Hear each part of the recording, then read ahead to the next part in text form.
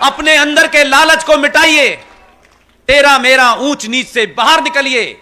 बहुत बड़ी दुनिया आपका इंतजार कर रही है। आप जिनके बारे में पढ़ते नहीं हैं, सुनते नहीं हैं, आप सिर्फ यहीं के अखबार पढ़ते हैं, तो आपको लगता है सब कुछ निराशाजनक है। पूरी दुनिया में, पूरे यूरोप के अखबार पढ़िए, खुल्लम खुल्ला वो लोग ये कहते हैं कि अगर पूरी दुनिया में कोई एकमात्र देश है जो इस्लामिक आतंकवाद का खात्मा कर सकता है, उसका नाम है भारत।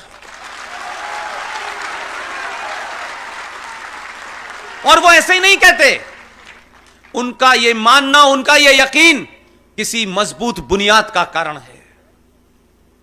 उनकी निगाह में भारत की परिभाषा 1947 से नहीं शुरू होती है। उनकी परिभाषा 5000 साल पुराने और आचार्य चाणक्य से शुरू होती है। इसलिए जब आप तस्वीरें बदलते हैं तो पहले जहन बदलता है, फिर समाज बदलता है, फिर सत्ता बदल जाती है।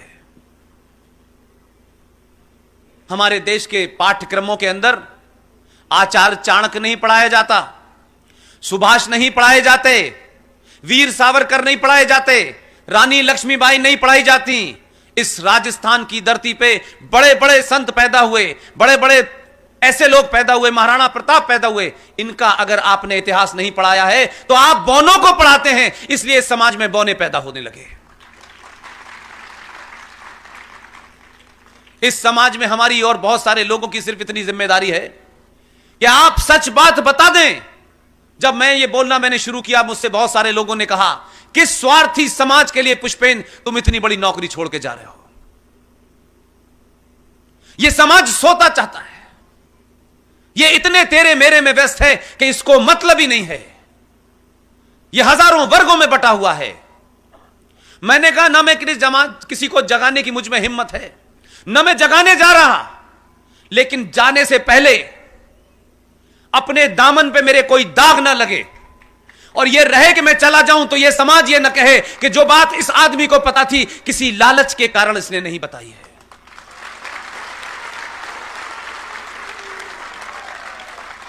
मैं अपना काम करने निकला, मुझे अंदाजा नहीं था।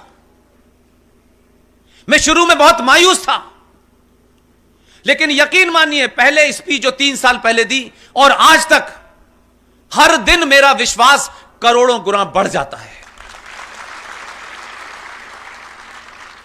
कि आखिर यह समाज जो 1000 साल तक लड़ा ही नहीं, शब्दों से भी प्रतिकार नहीं करने की इसकी क्षमता थी, तब मुझे लगा कि शायद हजारों करोड़ों संगठन जो दावा करते हैं पूरे देश में कि वो राष्ट्र को जगाने का काम कर रहे हैं, मैं कहता हूं आप ईमानदारी से काम नहीं कर रहे। यह समाज भी वही है और मैं भी आपके बीच से आया हूं। क्या वजह है कि 10-12 लोग बिना किसी राजनीतिक दल से, बिना किसी संगठन के पूरे देश में 80-80 साल के मेजर जनरल जीडी बख्शी जब बोलते हैं तो करोड़ों की तादाद में लोग बात उनकी सुनते हैं। अगर 80 साल का और 60 साल का बुजुर्ग जिसके जीवन में कोई अब निजी स्वार्थ नहीं है, उनके जीवन में न कुछ प्राप्त करने की आकांक्षा है और न इच्छा है, जब आप अपने स्वार्थ से ऊपर उठ के कुछ काम करते हैं, मैं मानता हूं इस समाज को सिर्फ थोड़ी सी बात करने की जरूरत थी। हमने 70 सालों में बात ही नहीं की और अब लोग बात कर रहे हैं तो हम आपको तो एक कप चाय भी नहीं पिला सकते माय डियर, लेकिन आप मुझे इसलिए नहीं सुनने आए हैं कि मैं आपको कुछ दे सकता हूं।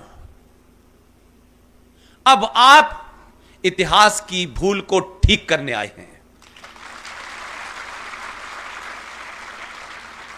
इसलिए आपके संविधान में 20 ऐसे फ्रॉड किए गए, दिन की रोशनी में किए गए, आप बोले नहीं, आपने सवाल नहीं उठाया।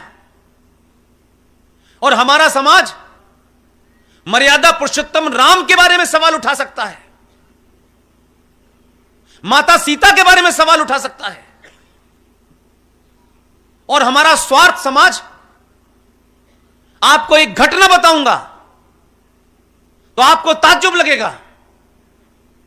और तब मुझे लगता है कि जो हमारा हश्र हुआ है वो किसी इसलिए नहीं कि दुश्मन मजबूत था, इसलिए कि नहीं